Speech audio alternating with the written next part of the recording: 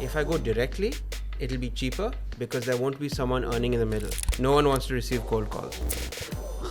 What a topic. I love cold call topics. What did you do to deal with Google was deleting your review? To my competitors, I would say don't go for Google review. Do a lot of cold calling. Make sure you compete on price. And that's where our role becomes extremely important, because when a claim is unusual, the insurance company will put their hands up. Welcome, Nash. Thank you for making the time. This has been long overdue. Yeah, but we finally made it. Yeah, thank you for having me. Congrats on this awesome podcast studio. Awesome. Thank you so much. Definitely the way forward.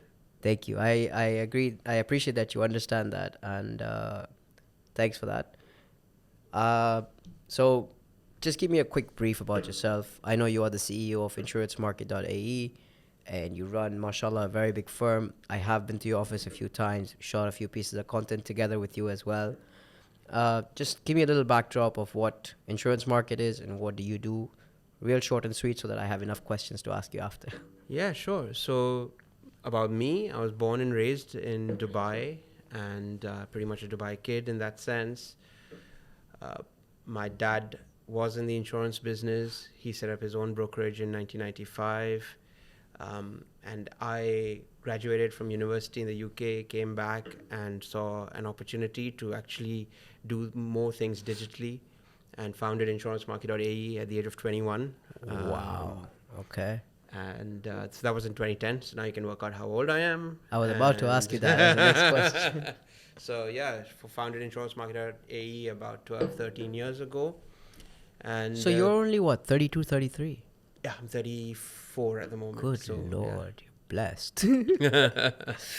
Nice. Yeah, and so, just bootstrapped our way, didn't raise any VC money, didn't spend any time in investor relations or anything like that. Just, found ways to acquire customers, efficiently deliver an outstanding customer experience, and to get to a point where now we're the largest insurance platform in the UAE. Nice. We just hit the milestone of 20,000 Google reviews. Hold on. With a 4.9 star rating. Let me have some questions for you, then we can talk about all of that. Okay. Yeah, go for it. Awesome. So you took over the company in 2010, right? Yeah. Okay. And before Insurancemarket.ae, what was it called? Yeah. So Afia Insurance was a traditional insurance brokerage firm, a well-known, well-respected firm that my dad had built over the past 15 years. He was keen to move on and do other things, exit the business, not have to do it for the rest of his life. He had already spent over 30 years in the insurance business in the UAE. And he wanted to go off and do other things. I was keen to be an entrepreneur myself. I didn't want to do a job, so it was kind of perfect in that sense. He let me come into that business, did a handover process of a couple of years, and I took over as CEO in around 2014, 2015. And, wow, okay. That's quite a transition. Yeah, and pretty much from day one, we founded Insurancemarket.ae, and the idea was to incubate a separate digital business within that business. And of course, now that business makes up 95% of Afia's portfolio. Wow. Because we just went all in on that model. I know, I've seen you do quite a few things, and quite a few things differently than what the standard market is used to. And that is what really caught my attention as well. I remember when you reached out to me on socials, and that's where we connected. I think we grabbed a cup of coffee in Dubai Hills. That's right, yeah. I remember that, yeah. And of course, your name was quite visible everywhere, and I like how you did it. I want to know a little bit about the story of the big billboard that you have on Sheikh Zayed Road. Yeah. So, look, when it comes to insurance, it's not an aspirational product. So traditional forms of building a brand don't work, where, you bring out new exciting products, you maybe talk about them on social media. Insurance is something that people procrastinate on and leave to the last minute. So what we have to do is remind people that we're there. If they need insurance, we'll take care of it quickly. And in another way, we also remind them that you need insurance. So our strategy from the beginning has been to have long-term investments in advertising. So we don't, as you may have noticed, don't do campaign-based advertising. We'll actually do 3-year, 5-year contracts, on the radio stations. On most of the radio stations in the UAE, you'll hear us every hour. Right. And that's because the strategy that we've adopted is to stay top of mind. Top of mind. Now that's a very expensive strategy, but it's something that we've committed to and been patient enough to see pay off over a very long period of time. That commitment and that patience takes a lot of effort. Yeah. What you do is pull marketing compared to push marketing. That's exactly what your board on Sheikh Zayed Road does. It just keeps reminding the people that, hey, this is something that's important. This is something that exists. Absolutely. No one wants to receive cold calls. What a topic. I love cold call topics. Anyways, I know you guys also take your Google reviews with a lot of seriousness. And I am also one of your clients. Not a big one, but I get a few things in short here and there with you guys regularly. Thank you for that. No, always, man. I think we've had a good relationship from day one. It isn't that because you're buying product from me and I'm taking product from you, but I just like the way your people deal with clients. I like the way they treat me as well. So you know what? Till I have that, you have my business. And of course, your rates are fantastic too. This is not a paid promo, right? I'm just saying what's true. Tell me a little bit about the Google reviews and why did you take it up so aggressively compared to other bigger names in the market who I won't name. I'm sure people know them. I don't think they take it very seriously because I've seen there are big names in the market. There are big industry giants who have been doing this business for decades, like your father had been prior to you prior to you taking over. But why did you feel that Google reviews was so important? So first and foremost, I felt like we were doing something special and we had committed to a vision and a cause and a mission that was completely unique and differentiated in the market, and customers were telling us how much they appreciated it. Now, when we had this kind of feedback, we wanted to channel that energy somewhere. And so Google was perfect because it's public. So whenever we got praise, initially we were like, hey, can you leave us a Google review? And those just started piling up. And then we looked around in the market and we said, nobody, like most players in the market have, single digit number of Google reviews, and most of them are complaints. So we're like, okay, we are doing something special. So it was a validation. So then we created a systemized approach of actually asking every customer to review their experience, whether good or bad. So we do have bad reviews as well. For sure. And that's just something we committed to. And, Google kind of freaked out as well. So on 2 or 3 occasions, Google has actually deleted all our reviews because they wouldn't believe that these are real. No way. And until date today, a lot of people ask me, so how do you get your reviews? As if it's fake. But we don't buy any reviews. They're all legit, genuine reviews, and you can read and you can tell that they're genuine reviews. They're spaced out over time. These are all our end clients. Many of them are, verified by Google and so on. So, these are genuine reviews, but on multiple occasions, Google has deleted reviews. So we've got to the 20,000 mark, which certainly is by far the highest in the UAE, and it's with a 4.9 out of 5-star rating, by the way. But I think it's one of the highest in the world for any insurance platform. And just think about that for a moment. The UAE is a tiny little country in terms of population. Right. And despite that, so what we feel like we're really doing something special. And our Google reviews tend to remind all of us about that and bring in this kind of reminder to commit to our mission. Do you have a dedicated team that does this Google review management, or maybe reaches out to your clients after providing the service? Hey, can you leave a review for us, or so on and so forth? Do you offer any incentive to the person who's left the review? No, strictly we do not do that. We've never paid a client or bought a review or anything like that. These are all genuine organic reviews. All we do is ask once. After the customers bought a policy, when you've bought your policies, you may have received an email from your advisor saying, hey, can you drop me a Google review? I think that's I did. About it. I think I did. About it, yeah. Wow, that's interesting. I like that. So what did you do to deal with that issue that Google was deleting your reviews? Was there someone that you assigned to reach out to Google or to put in a request or a complaint or whatever to fix that? Yeah, we reached out, we tried finding solutions, but at the end of the day, you're talking to Google, and that's not easy, and they're a monopoly. So eventually you just have to accept it and realize that it's the same for everybody. So there was no responses? There were no real responses. They reinstated some reviews, but at the end of the day, reviews, even till today, disappear. had all our reviews not disappeared, we'd probably have 40,000 plus reviews. That's the reality. Wow, that But is that's amazing. okay, because at the end of the day, we're still by far the highest. The same rule applies to everybody. Nobody comes anywhere close to a 4.9 star rating. Nobody else comes close to 20,000 reviews. So at the end of the day, Wow. it's still working for us. Awesome. I understand. But must be crazy with the number of reviews you have, because it's like you said, it's very easy to put a bad review up because you are frustrated and pissed off or angry in that moment, and you're willing to do whatever it takes. But having to have so many people put up so many reviews and then crossing the 4.9 mark, which is something phenomenal. Like I highly respect and that. the other challenge with this is that people's expectations go through the roof as a result of this. And we have True. not been shy in promoting our Google reviews. True. So when I tell you I have 20,000 Google reviews and I put it up on a billboard and I say it on the radio, I have 20,000 Google reviews with a 4.9 star rating. Your expectations are up there in terms of when you come to us and what True. experience. And you're not benchmarking against other insurance players.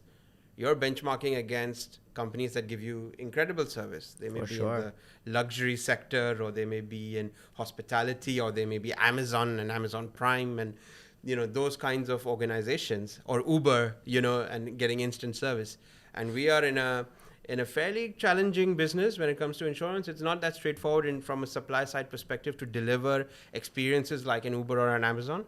So when you come to us, and we've already been boasting about these huge Google reviews that we have, it's a bit challenging because people have extremely high expectations. No, I think, and that also helps you in a way, right? It makes sure that you are always with the best possible service, because one bad review could take down your rating. Yeah. And now you have a particular standard that you want to live with, and you want to provide to your clientele and everybody else.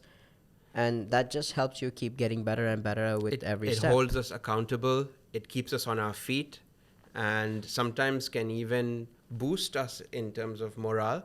But sometimes can also bring us down if there's a bad review. I've had many a day where we've had a bad review, and it brings us down because we so deeply care about the business.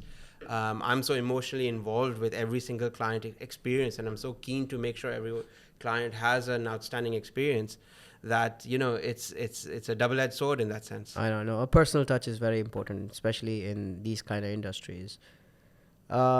Moving on to the next one. You already said the reviews matter a lot. I appreciate that. Are there any policies in your company that you would like to highlight? Look, so we offer... This is basically just for the other companies also to get an idea. Your competition to also know that this is my priority. This should be everyone else's priority as well. This is a strong policy that we work with, live by, and promote all the time. So to my competitors, I would say, don't go for Google reviews. It's pointless. Do a lot of cold calling. It always works. Cold calling is the future. Mm-hmm. Don't build brand. Mm-hmm. Who cares about brand? Make sure you compete on price. Make sure you offer the lowest price possible. Undercutting. You gotta always beat the price. How will you get business if you don't beat price? True. And last but not the least, work with a direct sales force who are running around on the street trying to get business. Don't work with brokers. I like it. Never work with brokers. It's a waste of time. Thank you for that. I don't think I can ask anything on your policies. Tell me a little bit about the funding. I know you took over your father's business, which he had set up, I think, over 2 decades or so, 3 decades.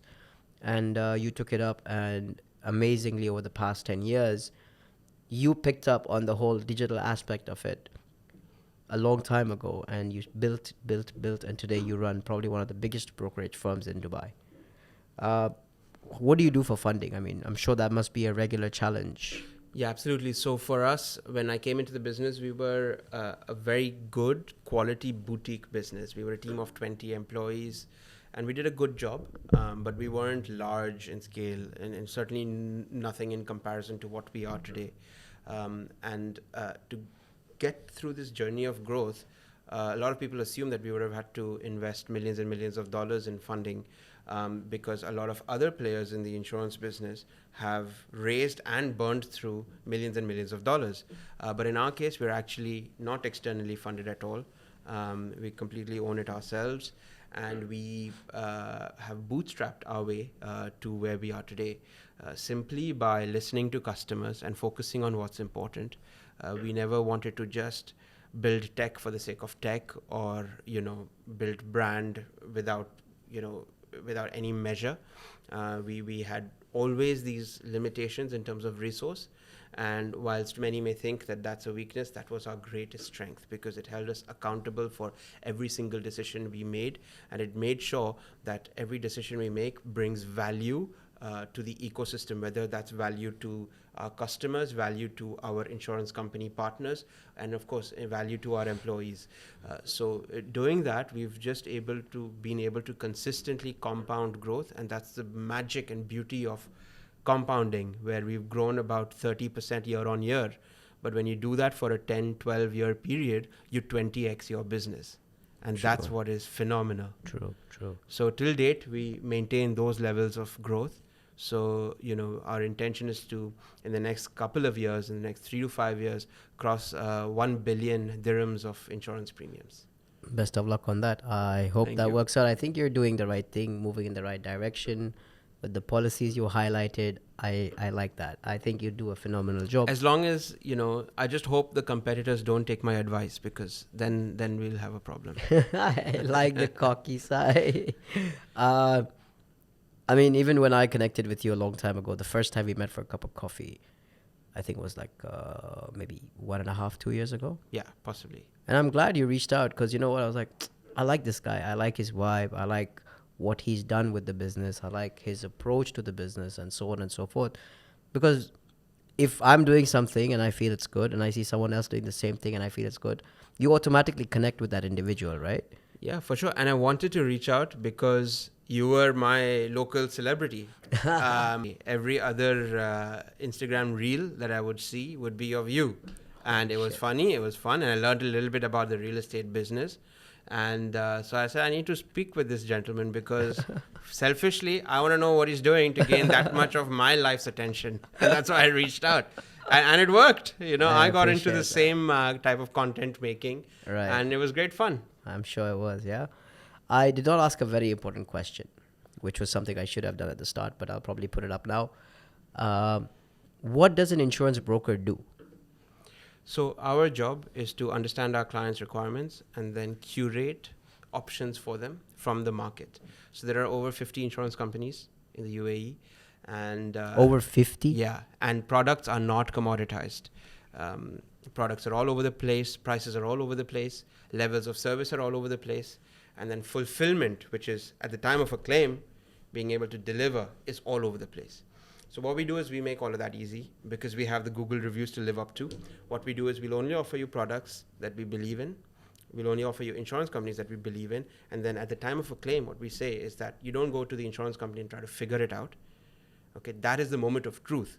We have sold you a policy. We'll make sure we deliver at the time of a claim. So you come to us, and we give you a dedicated claims manager, and we will make sure that end to end, you don't have to be hassled by an insurance company. We will take care of the whole process. And in fact, going back to the Google reviews, if you read, a lot of them are actually about how we delivered at the time of a claim, not when we were selling a policy. Because of course, everyone is going to be nice to you when they're selling you a policy and they're taking your money. The question is, will they be nice to you? Will they take care of you? And will they truly deliver when it matters most and they have nothing to earn in that moment? And that is at the time of an insurance claim. And it is of paramount importance to us that we deliver at the time of an insurance claim. Yeah, that is something that is very, very important. But like in my industry as well, as a broker here in Dubai for the past, decade and a half, I've always heard the tone that it's better to go directly to the selling party or the party who owns the product rather than use a broker. And a lot of my clients have understood. A lot of them didn't. A lot of them came back to me with regret, stating that, oh, I found someone from the developer. Maybe he's from my hometown. And that is why I decided to go ahead with him. He promised me a whole bunch of bullshit. Yeah. And today, when I need all that promises delivered, after doing the transaction, I'm unable to reach him because he's not available. He's not answering me very well. He's brushing me off, and now he's gone and blocked me. So in my industry, I'm able to explain to them that this is what I do and that is what I put out.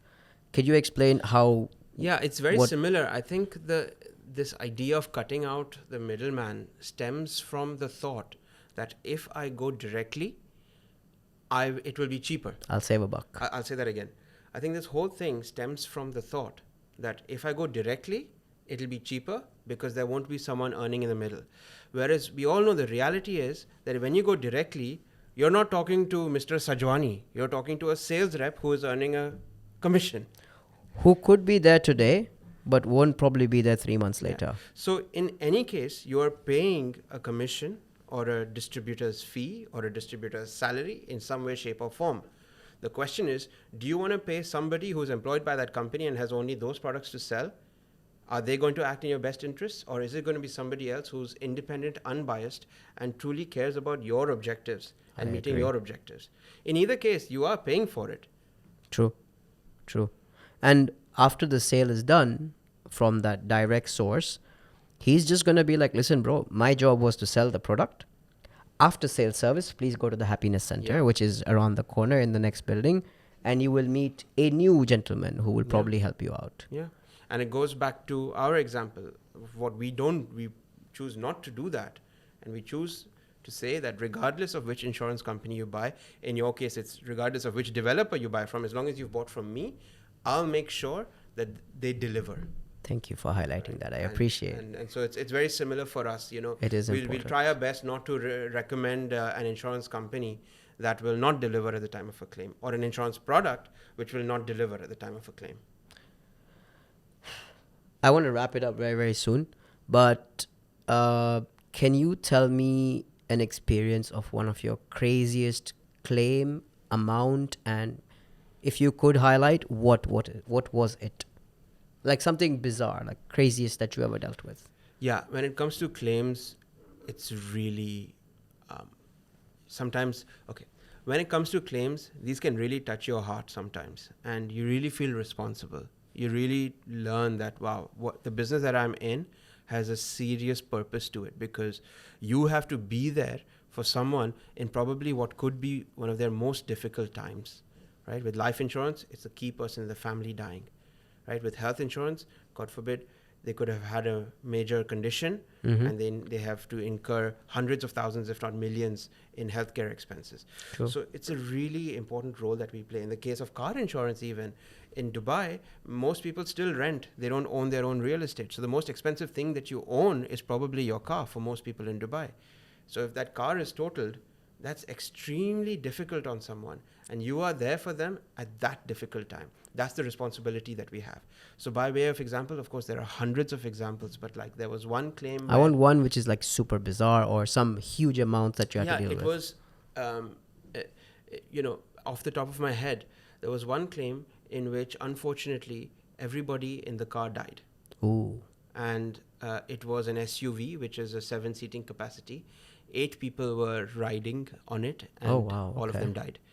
Now, if 8 people are riding in a car which has a capacity of 7, that car is not roadworthy in terms of being legally allowed to be on the road. You're also voiding the insurance. Correct. It's very clear that that accident may have been caused due to some issue, with the car being overloaded. And the insurance company will look at that in the same way as drinking and driving or anything else illegal. If it's illegal, insurance doesn't cover anything illegal. Insurance will never pay your fines. And any insurance company is looking to raise their hands at that moment. Yeah, because the personal accident benefit payable is 200,000 dirhams per passenger. So at 7 or 8 times that, you're talking about 1.5 million, 1.8 million dirhams. Sorry, 1.6 million. Sorry, what is that?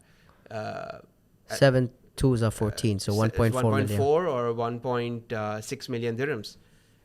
And that's a big claim even for an insurance company. And at the end of the day, the insurance company has employees. It's not like it's their money. They have to go by the book, go by the contract, and the contract says 8 people were in the car, we cannot cover this. But we looked at that situation, and it was a very sad situation, and we wanted to help our clients because it was fairly obvious to us that that wasn't the reason. And one of the passengers was actually a child. We fought with the insurance company, and it took us about 6 months. But on a commercial grounds, meaning technically it's not payable, but on commercial grounds, due to our relationship with that insurance company, the CEO said that, look, since you've been on this, we will get it done. And they paid the entire claim. So there are many examples like this where the insurance companies know that they stand to lose. Once they know they stand to lose a big chunk of money. It happens with healthcare conditions that are not covered, or sometimes somebody has a major condition and there's only a particular doctor at a particular hospital that can treat that, but that hospital isn't in the network of the health insurance. There's countless such examples of where we've worked with the insurance company to find a way to accommodate that situation because it's in a gray area. And in fact, a lot of people tell me, hey, you say claim service, but I had a total loss claim with a so-and-so insurance company. I was direct with them and I had no issues. I said, yes, that's very much possible. And I'm glad you had no issues, right? But we're talking about clients having thousands and thousands of claims. From those thousands and thousands of claims, most go through smoothly. And we make sure we process hundreds of claims every day. So we make sure of that. But there are some claims which are unusual or large. And that's where our role becomes extremely important, because when a claim is unusual, the insurance company will put their hands up. When a claim is large, they'll also start worrying about it because they're about to spend a lot of money. So they'll look into it deeper and find ways to get out of it. That's where our role truly comes in. Plus, these insurance companies give you a lot of respect and they give you a lot of privileges, not because you've just got them that one person's business. You're getting them thousands of clients every second day. Exactly. And that is why they are bound to say, okay, you know what? I'll make this alteration. Let me give him what he needs. He'll continue my business. Absolutely. 100%. Awesome. Anything else you would like to add to it? Anything you want to bring out? Anything you want to say? Look, the insurance companies' priorities and interests are to select risk. I want Zohaib because you are less likely to claim as per my actuarial models, as per my data. I don't want so-and-so person because of some reason, nationality, age, gender, discrimination happens big time in insurance. I don't want this person because this person is more likely to make a claim, or this person is more likely to be a fraud based on my data models. Every insurance company has different data models, and based on that, they create different products. So when you come into the market to look for a particular product, you'll get prices all over the place. Right. You will not be told that, based on this, you should go to this insurance company and they'll solve your problem. Because these things are so dynamic, they change all the time. And insurance companies themselves don't know what products they can offer because they are so much guided by their reinsurance. They don't take the entire risk themselves. So this is why we come in, we know exactly who the right provider for you is and what the right product for you is, what covers you need. And so we can actually nudge you in the right direction and give you 3 or 4 options, all of which suit your requirement. And on top of that, not only suit your requirement on paper, but we believe we'll be able to deliver at the time of a claim, which is a moment of truth. I understand the whole concept of insurance and then reinsurance. Could you just give me like a minute worth of context on that? What exactly is this insurance and then reinsurance or whatever it is? Yeah. Just for the audience to understand. So insurance companies are in the business of taking risk. And taking risk requires a lot of analysis and understanding and sophistication. It also requires a lot of technology.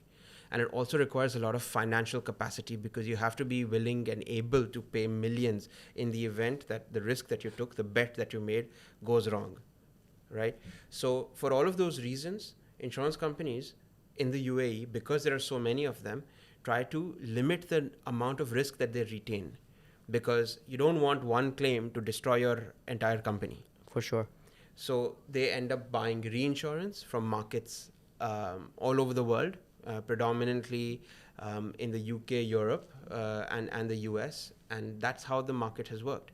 But now as things progress, as the market becomes more sophisticated, the ones that will actually start doing better and taking more market share and being more valuable to the market will be those that can figure out in certain niches. Maybe not everyone can do everything, but the insurance companies that can figure out and become specialized and knowledgeable in certain risks and hire the right people, develop the right talent, develop the right technology, and actually start taking more risk in, we call it retention. As we see retention on certain lines of business increasing, we will actually see insurance companies developing and becoming more successful. And that's quite important for the insurance market ecosystem in the UAE. But as it stands today, I would say, like, largely speaking, 80 to 90% of all the insurance risk in the UAE is offloaded to markets outside the UAE. So you can imagine the amount of outflows of revenue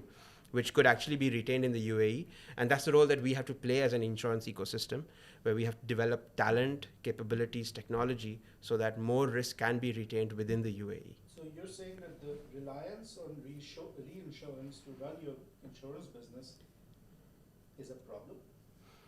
Correct. Reliance on reinsurance means that you are a price taker, you are not a decision maker, and you are even a strategy adopter. So, a couple of years ago, reinsurance companies decided cyber insurance is a big problem. We want to stop writing cyber insurance, or we want to make cyber insurance extremely expensive and only large companies can take it. Now, we all know cyber risk is real. People are getting hacked all the time, data breaches happening all the time. Private individuals and small companies are more exposed to cyber risk than large companies. But because the global reinsurance market decided, a couple of companies decided this is too risky, the claims are not manageable, right? The market in the UAE had to stop writing cyber.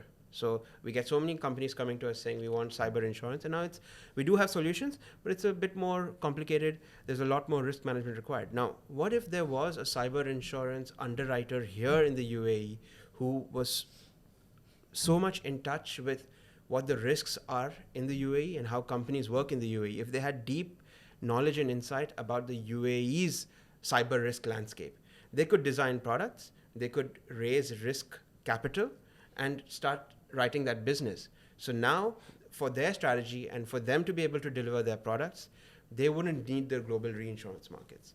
So, if insurance companies want to be in control of their strategy, of their pricing, of their products, they'll have to start taking more risks. Otherwise, they'll be homogenous. Like, we have, I would say, from the 55 insurance companies, 45 to 50 have the exact same strategy. They work with the exact same insurers. It's just the logo is different. Their policy wordings are the same. Their pricing is the same, and it's all over the place within that. But it's homogenous.